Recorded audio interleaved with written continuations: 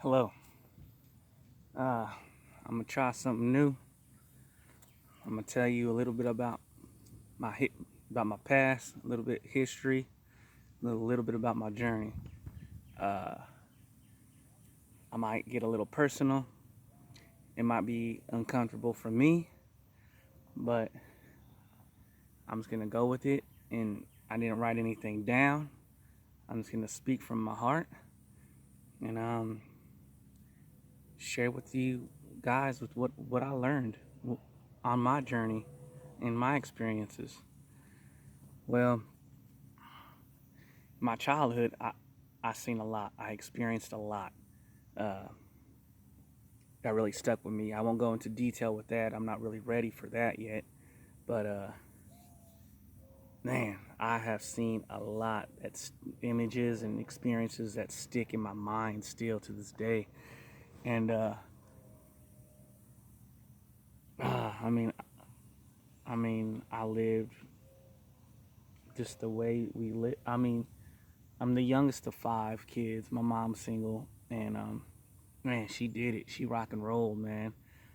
She did what she did, and she handled business with all five of us. Well, I can't imagine what it was like for her now that I look back. And man, she's a strong. That's where I got all my.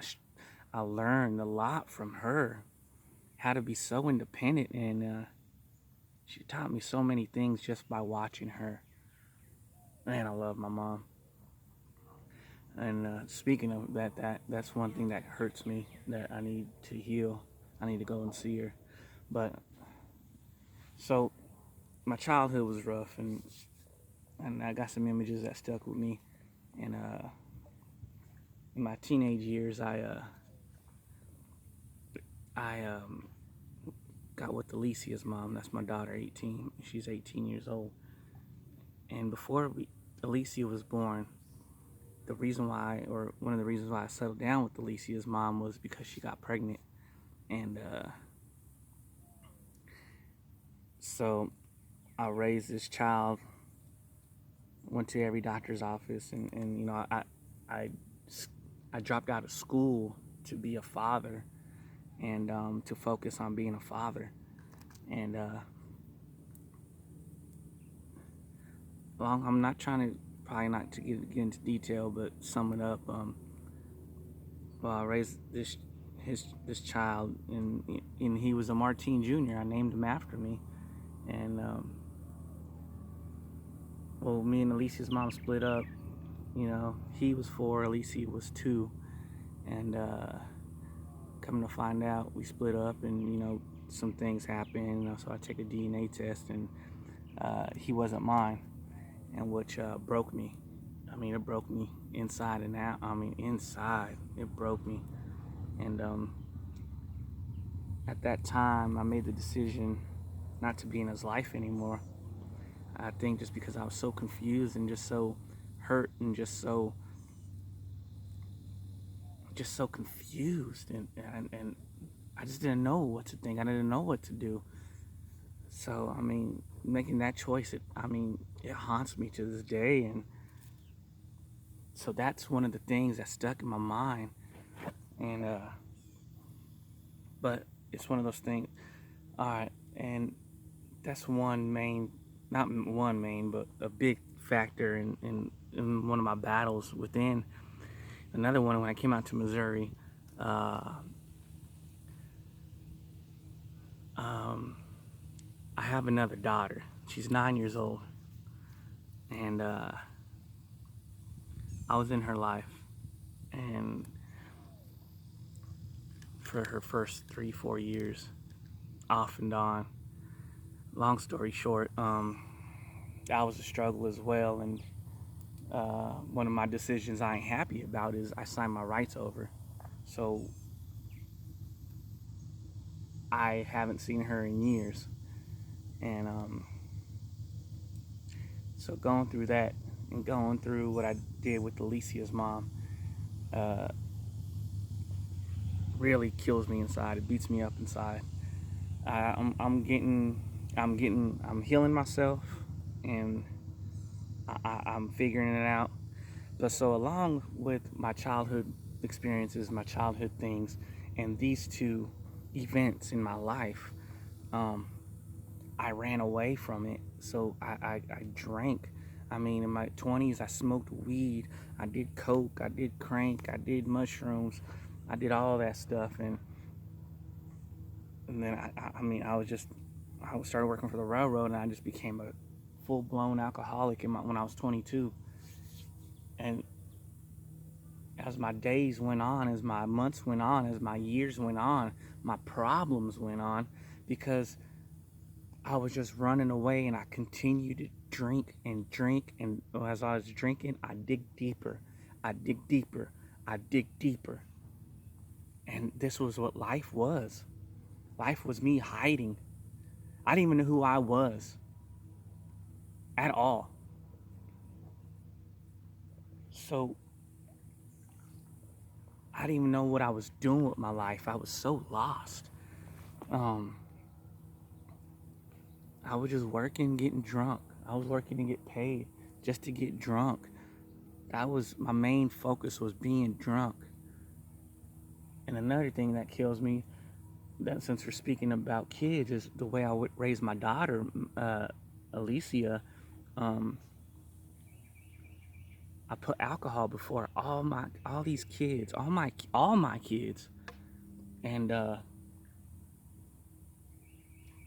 put alcohol before anything, family, anything, and I just made the wrong decisions by doing that. So I was lost in life. I mean, all my relationships lasted 2, 3 years, and mostly ended because of my drinking. I would drink. I would hide alcohol and drink in the garage, in my car. Um, I would drink on my jobs. Alcohol had control, complete control of my life. Uh, I would drink at my jobs. I would drink in my car before I go into work. I would put shots in my pockets, 10 shots, just fit them, stuff them, just so I could drink throughout my day. I wake up drinking, and it was bad. But in 2011, I got a DWI, my first one. And I was so drunk. I was 3 times over the limit. I don't even remember at all. I blacked out all the time in my life. I blacked out. I used to pee the bed. I mean, ridiculous. Ridiculous. Um, so I got into this car in my car. I don't even remember. I went to someone's house. The only thing I remember is seeing a cop pulling a U-turn and getting behind me. And that's it. I mean, before that, I don't even remember. I mean, there's things I could have did. I could have killed. I could have killed myself. I could have killed others, harmed others. But he pulled me over, and it was a DWI. I got it. Went to jail, and I mean, but after that, I got out of jail, and I drank that night. That was a wake up call for me. I knew I had a problem, and I knew I was so lost. But I didn't believe in myself, and I knew I couldn't stop. I mean, I drank for years. I did it for so long. This is what I knew. I was so lost in life. And so I got that first DWI, and it didn't even faze me. I kept doing what I was doing, just drinking, just drinking. And in 2015, I mean, I lost my houses, I lost jobs because of alcohol. So anyway, in 2015, I Thursday, it was a Thursday, I was off. I drank all day long. From the morning I woke up to the nighttime, I drank all day. Went to bed. Next day I woke up, and it was payday, and me and my daughter, I was hungover. We got my a paycheck, and she wanted something to eat. So I go get something to eat for her, and she comes with me. And it was a rainy day, and I get pulled over because of my lights weren't on and my windows were tinted. I get pulled over, and it was 11 o'clock in the morning. He smells his alcohol, and he asked me if I've been drinking, which I haven't. I didn't drink in the morning. It was just so drunk from last night. Long story short, he pulled me over, and I got a DWI. So I was kind of upset just because I wasn't drinking. I didn't intentionally do it, but it was in my system. And so I had next month after I got the ticket, they wanted to give me jail time, and I was fighting it because I didn't actually believe that I deserved the jail time, which if I would have did it, then I would have took the jail time, but I didn't actually do it. But I feel like this was a wake-up call, and I know it was a wake-up call because I battled this thing for 6 months. I got the ticket in June.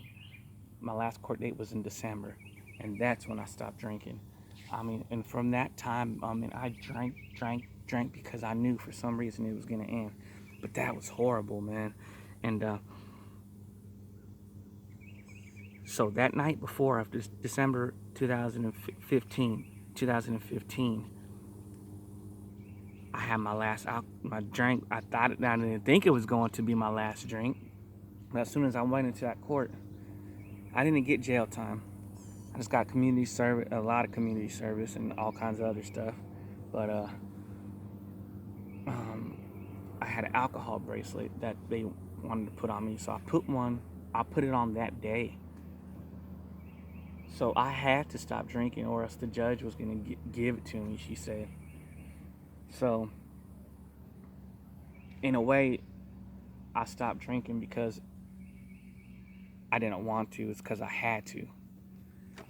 So 30 days I had that bracelet on, and I quit cold turkey, and because I didn't have a choice. But oh man, it was a struggle, and I did it. But I tell you what, the biggest battle was that day I got that bracelet off. Uh, oh, it was time to drink. It was time to drink. I remember the day I got that bracelet off, I stayed in a hotel room. And that whole evening, for hours, I was fighting the biggest fight of my life because I wanted to go to the store and go grab some beer because I didn't have the bracelet on. But then yet, I was telling myself, I stopped for 30 days and I have never did this at all in my life, in my entire life. And I knew I wasn't happy the way I was living. And I told myself if I was to change, this was the time to do it. Because as soon as I go get that beer, I'm going to fall right back into that same pattern. Right back into it.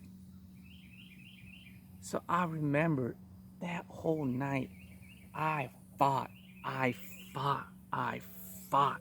It was the hardest fight. The hardest fight because I had free will to go to the store to get it. But I knew I couldn't because I needed to change my life. So I didn't. That next day I woke up so proud of me, proud of myself. And I did it. And that's when I changed my life. One day after the other, after the other, after the other. And I stopped running away, and I was ready to face whatever I had to face. I was ready to battle with whatever I had to battle. I knew I got pulled over for a reason. And I know now because God gave me a second chance. He gave me a second chance. He knew what I could do. He knew who I was. I didn't know who I was.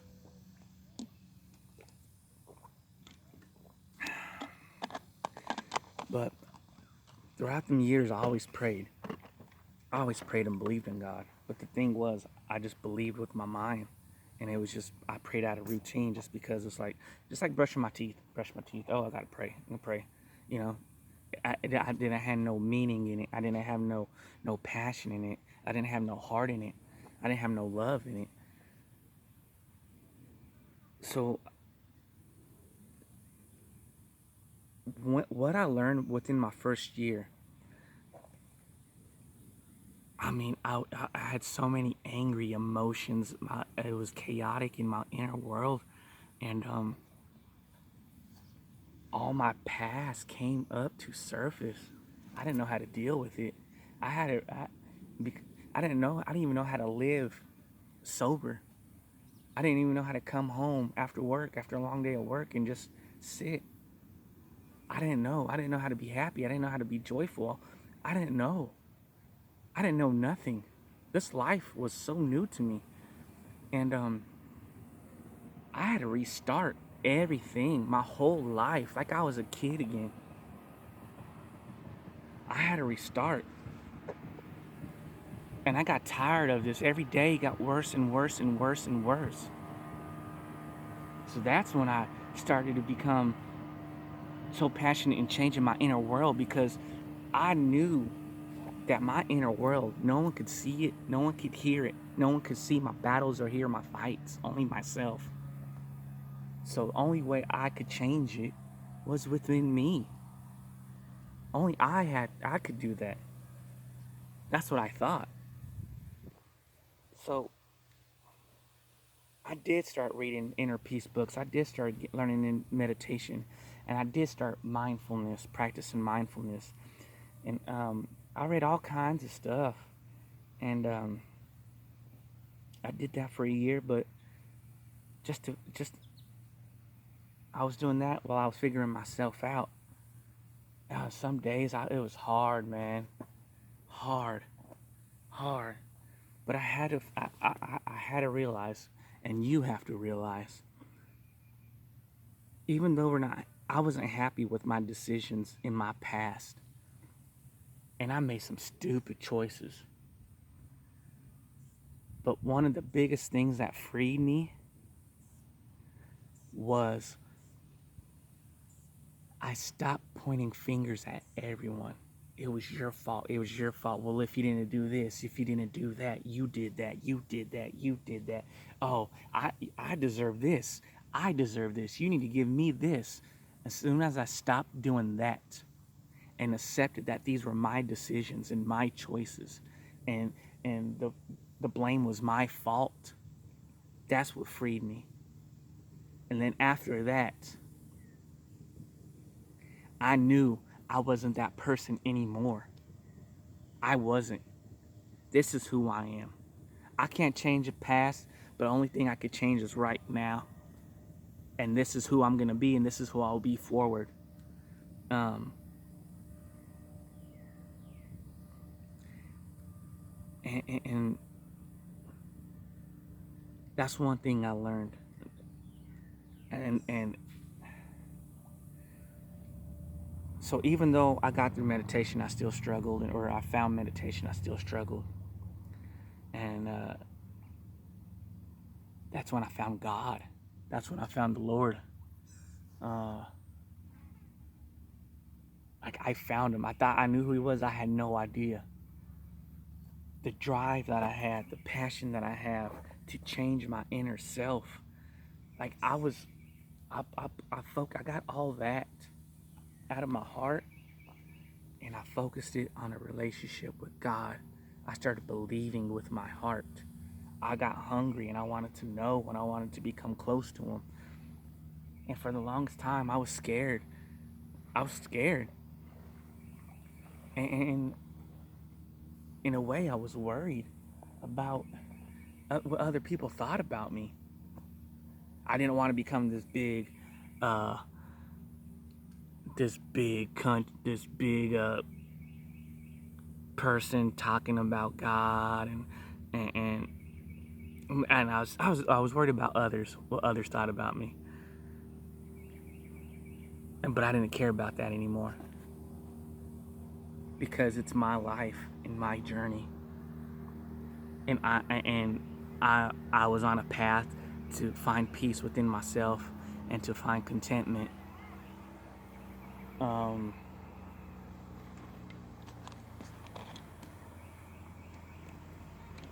So with finding God, I started going to church. I got a Bible, and I just started reading, and I still started building this relationship and building my faith and building my courage and becoming who I am, who I'm supposed to be. And one thing is, when I found in sober life, when I became sober, you have to erase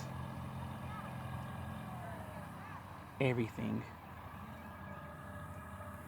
I had to erase everything I learned in life. I had to forget about everything I learned in life.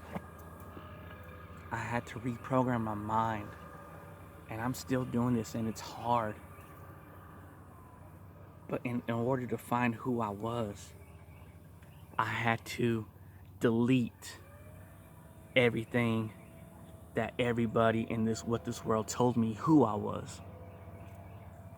I had to find myself, and I had to find who I was. And I learned so much. I learned to stop being in love with money and material things. I mean, used to be my drive too. Just be in love with money and chase money. And then, when I didn't have enough money, I used to stress. I used to look forward to events, going out, and you change your whole perspective of your mind and in life. You have to totally change your thoughts and what this world taught you. And so now that if I work, yeah, I get money, yeah, but I don't let it control me. If it's $100, it's $100. If it's $500, it's $500.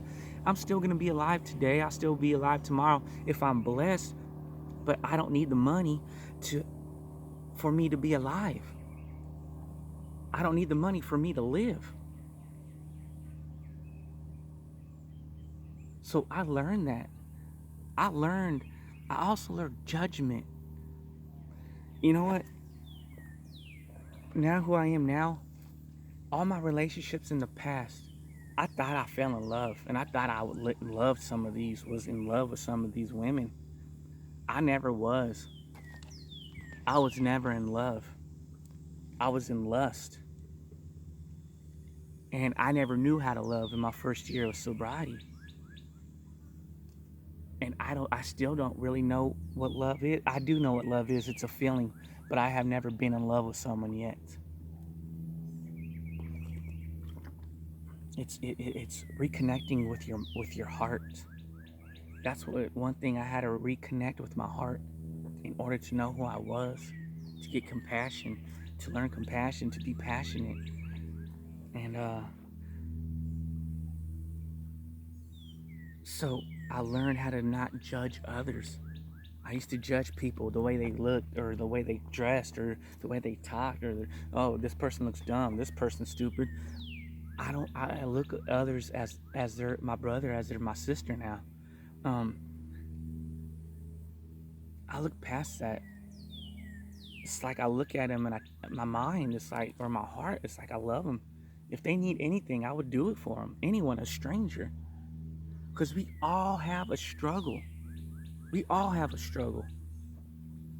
So I learned not to be judgmental.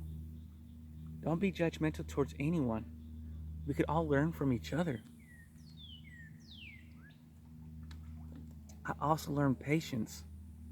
Patience, I was always in a rush for things, for checks.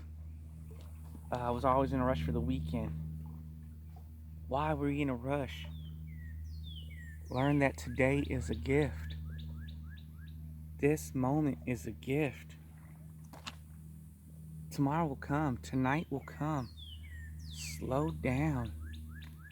We're only alive in this moment, and we'll only be alive in this moment we'll only be alive in this moment right now. The past is done. The future will come. I learned patience. I used to wait for things in the mail, and I used to be antsy. I can't wait. Slow down and just enjoy and learn what you have right now. That's what I learned as well. And with reprogramming my mind and finding myself, I mean, there's so much columns or topics that you have to find, you have to learn, you have to detach yourself from control as well. I thought I had control of everything. I thought I had control from the moment I woke up. I don't have control. I don't have control of who walks in front of me right now or who passes by me. I don't have a control of who cuts me off. I don't have a control of this person, what they say about me or who they say it to. I don't have control of how this person drives. I don't have control of anyone in this world or anything in this world but my reaction. And I have only control of my inner world. That's what I had to learn. You have to learn all these things. And like I said, all these things, the world and society teaches you the opposite of all these things. They teach you to be judgmental. They teach you to be in a rush. They teach you that you're in control of things, in charge of things. They teach you all this. And I tell you, the Lord rescued me. This is why He showed me, and He still shows me His power. He changed who I was, and some of y'all knew me before. You know, I am totally different. I used to drink, I used to party, I used to have wild sex with just random people. I used to cuss up a storm. I am not the same person I was, and thank you, Jesus. Praise God. He changed me. But you have to accept it. You got to stop fighting it. And thank God. So since I live such a selfish life, and I'm learning the word, and I believe in the word. My faith is in the word because I've seen the power within me. I've seen the change within me. I know some of you it's hard to understand because you can't see it. There's nothing to see. It's a feeling. Boy, it's a feeling. And it's a wonderful feeling. Peace, contentment. You have a reason to live life. And you slow down and you open your mind and your eyes to the beauties and the natural wonders. Life is beautiful.